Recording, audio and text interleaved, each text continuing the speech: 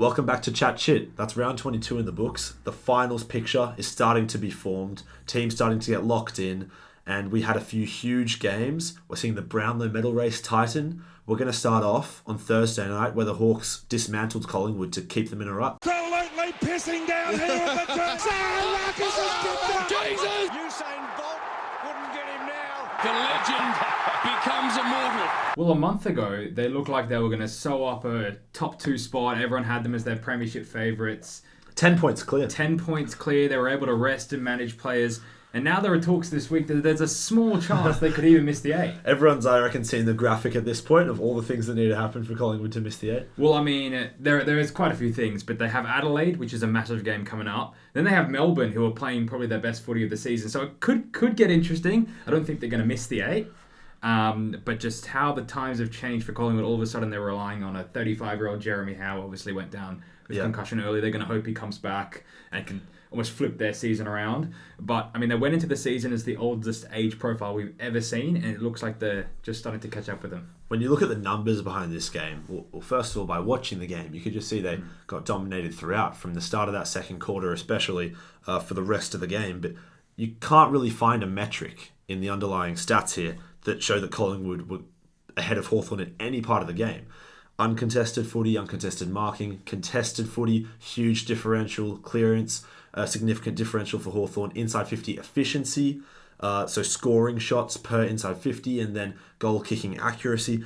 Just about everything, Collingwood were well below league average and well below Hawthorn's. I think a lot of it comes down to their back six, because as soon as the ball hits the ground, it looks like the Hawthorn Smalls were all over them. And I think there's just not enough defence in the back six. Houston doesn't look near the player that he was at Port Adelaide. All Australia in the last 2 years. And what's he now? Josh Dacos isn't a defender. Quaynor hasn't had his greatest season. I mean, he's not. He's not a great defender. He's great with his ball use off the half back line. When Darcy Moore isn't at his absolute best, they're really thin down back. And with Howe obviously going down, they were really struggling in that game. How they turn it around, it's tough to see. They're probably just going to have to almost play like the Bulldogs, just try and, I know it sounds simple, score more than the other team and just keep the ball away from their back half as much as possible. Well, this is the thing. They have the oldest age profile, as you say, and they don't have those energetic players to get the ball forward and dominate the game like a team like the Bulldogs or even this current Gold Coast side have these other teams around them fighting for the top 4. Collingwood, They have an experienced team that can outclass you and can maybe get you in the fourth quarter when your players are, their class lowers, but they don't have that right now. So I'm not sure where it's going to come from. But maybe they just need one half of footy to get their momentum back, and then it all starts firing. Well, you could say they're overly reliant on Nick Dacos. There was a stat that's like involved in something 43% or something on scores, which is the most in the league for their specific teams. And when he doesn't have a huge game, and we know the quality of Nick Dacos, but when he doesn't fire, they seem to really struggle. I know DeGoey's just sort of starting to get his match fitness back. McCreary's also a bit of speed in the midfield. But when you've got Sidebottom, Pendlebury, Mitchell, Long running through the midfield, it's just a bit slow. And with this league all built around ball movement, we saw the Swans do it against Brisbane, Hawthorn, playing the handball game. When you can't move the ball quickly, you really struggle in today's game. Yeah, we've seen a common formula against Collingwood the last few weeks is just pay a huge amount of attention to Nick Dacos, stop him from being the best player on the ground, and then Collingwood don't have many other ball users that are going to damage you. Well, let's move to Saturday nights at Adelaide Oval, where, I mean, you think it could have been a routine game for Freo, and it started off looking routine for them as well, with 4 goals to none in the first quarter. But Port showed up for Travis Boak, they showed up for the departing Ken Hinkley, and you'd think the way they played, they probably should have got it done. But Freo they've got a way of coming back. They've got that Collingwood aura in the last quarter. Bar that game against the Swans a few weeks ago, every single time they've been losing going into the fourth quarter, they've come back and won. That Swans loss is the only loss they've had in 12 weeks since round 10, or round 9 even. So they are really just finding a way to win. They weren't good enough in that second quarter in particular. Longmuir talked after the game about how disappointed he was in that second quarter and that can't be happening at this stage of the season. But for them to find a win against a fiery side with a lot to play for, despite a second quarter drop off like that, shows, I reckon, that this side is poised to have a proper crack at finals, I reckon. From the start of the year, I predicted Freo for top 4. That is where they sit now at the end of round 22. So they have done all the right things in the second half of the year. When you talk about timing your run correctly, I'm excited to see how this Freo team performs come September. And a lot of their leaders stood up in that game. Obviously, Pearce at the end going forward and taking a huge mark. They weren't trying to draw the game. They were going absolutely for the win. Pearce goes forward, takes the mark. Sarong was huge towards the end of the game. Obviously took that mark and was the one who actually kicked it to Pearce. Voss has blown up this season. Obviously another 3 goals there. But he's been awesome. But Freo should definitely be making finals now and look forward to seeing them in September. Yeah, and then the last game we want to touch on was that Adelaide game against West Coast, where West Coast, who have won 1 game all year and not many games in the last 5 or 6 years, almost knock off the number 1 team on the ladder, who look pretty invincible. Adelaide had to bring a lot, had to make a fourth quarter comeback, especially in the last sort of 10 minutes of the game to get it done. What did you make of the Adelaide side of that? Well, just want to go, the odds before this game was Adelaide to win 100 games out of 101. So I think at this point on Sunday afternoon, everyone thought about just tuning out. Maybe they'll check the score every now and again, but it became one of the most watchable games in the round. As far as Adelaide go, you can't beat your best all the time. Yeah. So I think at times a game like this is almost good. Just be up against the wall and fight back. Just know you can do it when you're not playing your best footy. Phil Thorpe went down for a little bit. Obviously had that HIA test and came back all right. Yeah. But no, I think this is good for them. You're not going to beat every team as you expect. I've got a crazy stat from this game. So when you need a win, when for some reason the team's not firing, your leaders stand up, and Jordan Dawson, who very, very well may win the Brownlow medal, probably should be All-Australian captain at this point, stood up. As I've said in multiple podcasts this year, maybe the best ball user in the comp, or definitely the best at Adelaide, and he had almost a quarter of Adelaide's tackles this game. 1 out of their 22, and he had a quarter of their tackles pretty much. 14 tackles. 14. Yeah. And if you look around at the rest of Adelaide lineup, no one else had more than 7. So he was absolutely everything for them. Leading them with a goal, 11 inside 50s, leading the team for disposals, and double as many tackles as any other player. That is a leader, a young leader of a young team that is the premiership favourite for very good reason. Yeah, and just want to touch on West Coast. I mean, Tim Kelly looked great. He looked back to form he hasn't found in the last 2 years. And also just a shout out to West Coast fans to keep showing up for your team after years and years of turmoil.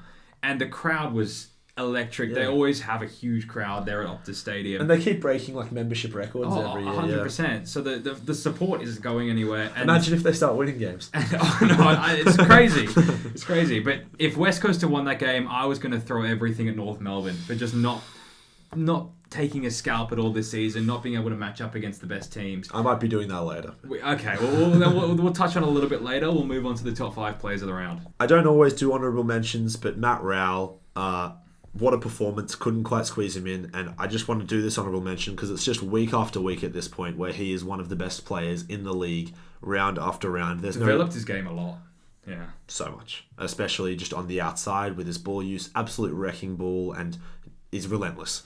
My number 5, Francis Evans. Ooh. One of the most fun performances I've seen from a player this year. Okay. Carlton really put up a fight against Gold Coast, and Francis Evans was just a little superstar with only 16 touches of the ball. He kicked 4 straight, which were some classy, fun to watch goals. 2 goal assists as well. Didn't really see him make a mistake. He seemed composed. Seems like a player that will be a part of that future forward line for Carlton, who they've struggled so hard to find any smalls that are going to support Kerno and Mackay in the long term. But Francis Evans seems to be that guy who found it this game. I like it. And they've been looking for a small forward for quite some time since Owi's moved over to West Coast. My number 5 was Meek Monday, Lloyd Meek, who took Darcy Cameron for a walk in this game. Kicked 3 goals. You don't really see Meek as that guy that's quite athletic and can get up and back in the ground, but he was everywhere. He was in the defensive 50 spoiling. He was in the forward 50, kicked 3 goals straight. Was there in front of Cameron. I don't know if he was just running on top of the ground in this game. It was really impressive. He's going to be huge if Hawthorn are any chance in September. Yeah, he was my number 4. Meek Monday took over Meek Thursday night. I like it. My number 4 was Jordan Dawson, so we've spoken about him a bit. Professional captain's performance, obviously 14 tackles, a huge goal, and always seems to step up when his team needs it. Yep. I didn't have him in because I thought I'd have a chance to talk about him in the previous segment. My number 3 is Ed Richards. Just another huge performance out of him.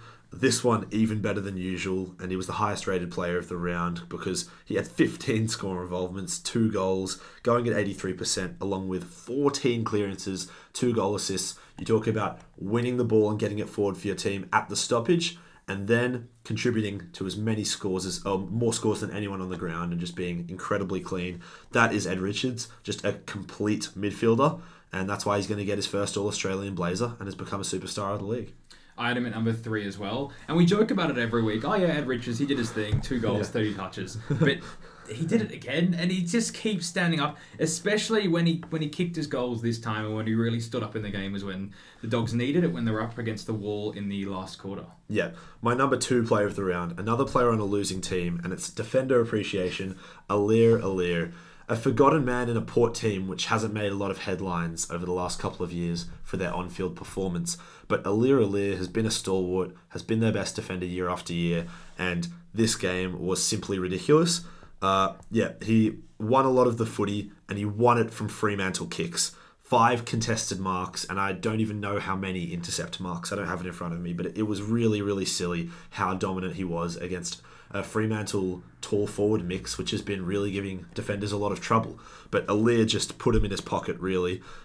If only he had someone to go alongside him in that Port Adelaide defence that has really struggled throughout the year, maybe Port would be a much stronger team. Yeah, he was also my number 2.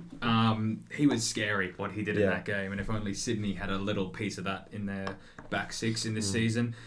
He had 12 intercept possessions along with the 17 marks. Also kicked his first ever goal for Port Adelaide. Oh, huge. Just to go. He'd probably still be the number 1 top 2 player in the round, even if he didn't kick that goal. But he was absolutely massive, and unfortunately they couldn't get the win for him. Yep, and then I think we know who our number 1 is. It's Isaac Heaney. It was a majestic performance. The speckies he takes, he just floats. So he takes a huge specky as he seems to do. Then he kicks 5 goals, 10 score involvements, 23 touches. What more can you ask from him? Well, in the interview after the game, he wasn't, at one point in the morning, he wasn't going to play the game because he was feeling really sick throughout the game. Flu game. So just something to throw on top there, and I feel like I played second fiddle this entire top 5, just running it back. But yeah, he was my number 1 as well, and just continues to do it. Making a charge at All-Australian as well. I think he has to be there. I know that the Swans haven't been good because of a lot of things going on at the club. Heaney has been almost as good as he was last year. I think he's kicked significantly more goals than he did last year. I think he just has to be there on the half-forward line. And his first 3 goals of this match, all left foot around the corner. Yeah. And then he kicks 2 other goals. Tune in for next week where we're going to be going through our All-Australian team predictions as we close in on the All-Australian release. We'll move into the next segment in hits and misses. My hit for this week is that I felt like we saw the Swans of old in this game. Team defence, slingshot through the corridor. The league average for inside 50s is 54.5. The Swans allowed 65 inside 50s for only 25 scoring shots. We know the Swans over the past few years, they always seem to allow more inside 50s, but their team defence and ability to get back behind the ball has always stood up and has worked. We know 2 grand finals in the last few years. I mean, the score in the end, I believe, flattered Brisbane with 3 goals in what we call garbage time. But the Swans were dominant through most of the game, bar a small period I felt in the second quarter and obviously the last 2 minutes. It felt like a coming-of-age performance for Sheldrick. With the rest of the stars all showing up massively. Obviously, we just discussed Heaney. Warner was huge. Goulden felt like he was a little bit off. And the back 6 entirely was massive in this game.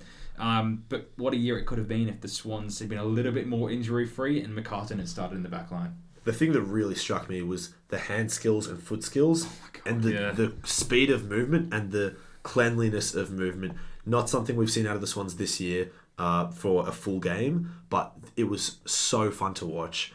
As a Swans fan that knows the season's over, this comforts me so much for next year to know that we'll be back contending, fighting, and playing top footy. Like, this was so great. Yeah. Nick Blakey is someone I got to give. I wanted to find a way to squeeze him into my top 5 just when he's at his best, we talk about how sometimes he gets overutilized as a key back because he's so good at that. Yeah. But just today, he would just take a mark and he just takes on his man, and they can't stop him. He's too agile, he's too quick, and then while a man's chasing him on his back, he just finds Isaac Heaney on the chest every time. And he did it a couple of times in that game. Yeah. But if the Swans can find a key defender from somewhere and release this guy off the halfback line, I mean, you have him your All-Australian early prediction for next year if he starts on the halfback line, because it's really scary what the guy can do. Yeah, I think that he, along with Nazaya Wangan in Malira, he'd be the second best halfbackman in the league when the Swans unleash him.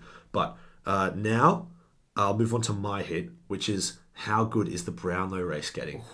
The Collingwood in bad form and Nick Dacos getting held by taggers is the perfect thing for this Brownlow race. He was probably, according to the metrics and predictors, 6 to 8 votes ahead, and now that's been squashed. Jordan Dawson back-to-back 3-vote games, I reckon, and then Noah Anderson and Matt Rowell have taken turns getting 3-vote games the last couple of weeks.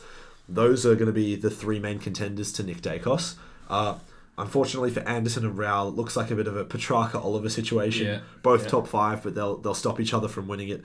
But looks like Jordan Dawson making a real charge here. I reckon Asai Wangan and Malera is a sneaky chance. The amount of 3 voters he's probably picked up recently, if he goes the last 2 games and maybe picks up, you never know, another 6 votes, he just could pick up, just a sneaky chance for the All-Australian. Bailey Smith as well.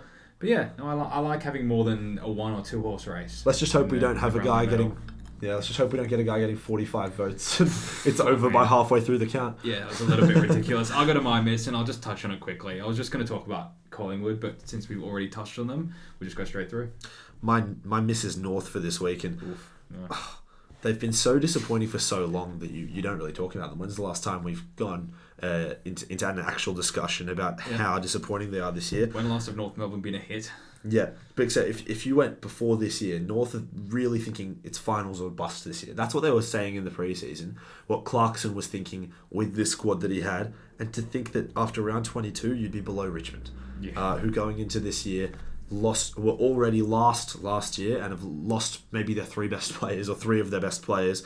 So North 4 wins from 21 now. It's simply not good enough that they can continue to not be competitive. GWS were not at their best this game.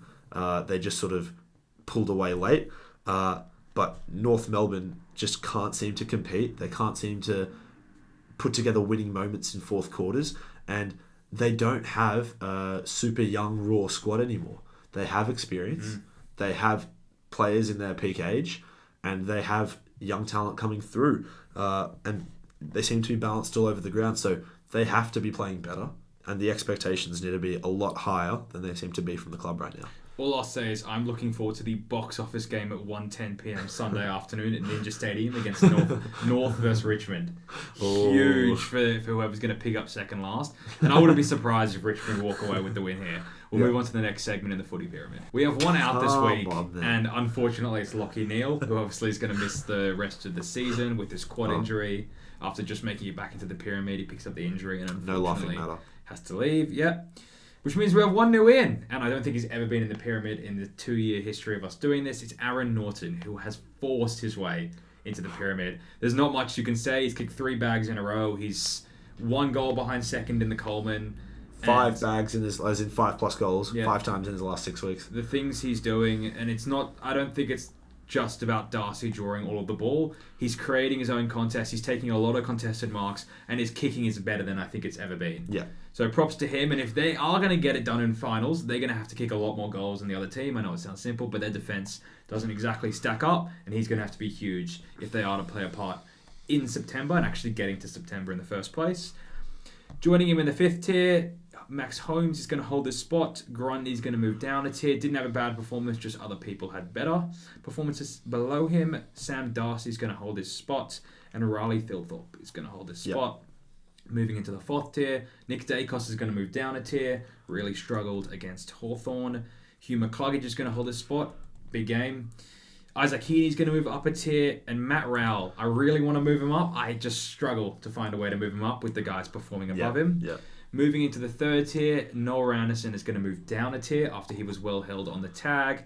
Jeremy Cameron's going to hold his spot. Everyone watched that game to see how many goals he could kick. Unfortunately, he couldn't kick a bag of 10 and get closer to the 100. And Jordan Dawson's going to move up a tier. Just continues to get it done. Yeah, what a season that Jeremy Cameron's sitting in the third tier right now with the way he's playing. I know, and you'll just see the names above him. Yeah. I mean, moving into the second tier, Ed Richards has just been a mainstay, either at top or in the second tier of this pyramid. And Nasai Wangani-Malira the Messiah. is moving into the second tier of this pyramid, just puts in performance after performance every single week. And Bontempelli is on top of the pyramid. It just doesn't seem like you can move the man. Yeah. I love to see how it's formed this year. The players that have just had a massive shoot up this year. And we'll move on to the power rankings. We start at the bottom here, and last week's power rankings are right here. And the first change that we look at is St Kilda, who dropped below Melbourne. I don't care that St Kilda got that win against Melbourne. The game against Richmond was so difficult to watch that I had to move them down below Melbourne, who made a really good account for themselves against the Bulldogs. Yeah. GWS dropped to 9th. They did their job. They got it done against North by a good margin, but Hawthorn have forced their way up this pyramid. Yeah. Collingwood dropped all the way from 5th to 8th. Really bad form that we've discussed. It's the talk of the town right now in the AFL. 4 losses from their last 5. The only team they've beat is Richmond, who sit in 16th on the ladder. Then we've got Freo in 7th. And, we talk about how competitive this top 9 is. Freo have won 11 of their last 12, but they sit in 7th because Hawthorn have just picked up a huge scalp. So I'm going to jump them up to 6th. A lot of people thought, including us, that they were the most likely team to drop out of the 8, but they've taken care of business against Collingwood in a big way. Yeah. Bulldogs, I have sitting in 5th here, and they drop a spot because of the Gold Coast performance, which I'll discuss in a second. But the Bulldogs, now probably the most likely team to miss out on finals. But, God, if they make it, they're a scary team. Yeah. Can beat anyone on the day. Absolutely. Then I want to touch on Gold Coast sitting in 3rd, with Brisbane in 4th. Gold Coast forced their way into 3rd because I just think they've been as consistent as any team in the second half of the year, bar Adelaide, who sit at number 1 here. Gold Coast now with that extra game against Essendon, which will almost certainly be a win. If you put that in the ladder, that puts them in 3rd or 4th place. So they are sitting in the top 4 right now and are very likely to end up there. And they've earned it this year. That midfield just seems to stand up and put in as much effort as any other midfield, and they're all very talented. And then when you look at the top of the power rankings here, they're very stable. Adelaide at 1 and Geelong at 2, who are poised for another preliminary final and maybe grand final run, which they seem to do every single year. What a ridiculous September we are getting very close to with all the teams that are being this competitive. Usually it's been 12.5, 13 wins makes finals, and now a team could potentially miss out with 15 wins. Which I don't think I could have ever imagined that happening. Yeah, we'll see you on the next one.